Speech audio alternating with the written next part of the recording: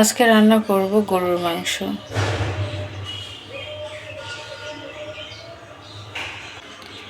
গরুর মাংস রান্না করার জন্য পেঁয়াজ রসুন কেটে নিয়েছি। কড়াই গরম হয়ে গেছে, এবার গোটা গরম মশলা দিয়ে দেব।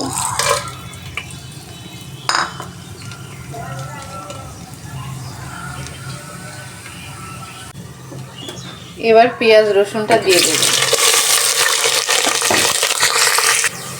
পেঁয়াজটা একটু ভাজা ভাজা হয়ে গেছে, এবার আদা রসুন বাটা দিয়ে দেব।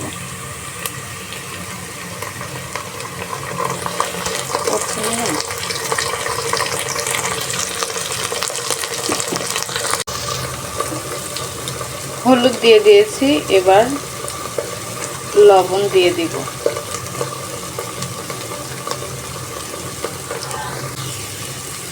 এবার শুকনো মরিচের গুঁড়া দিয়ে দিব।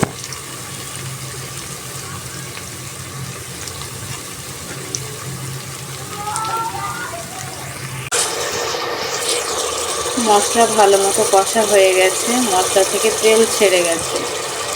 এবার মাংসগুলো দিয়ে দিব।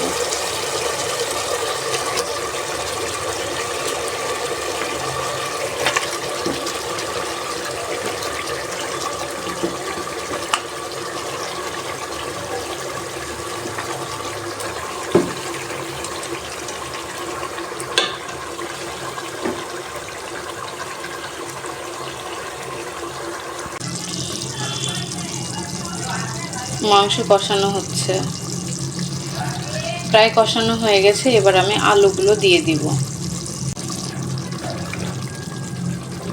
আলু দিয়ে দিচ্ছি।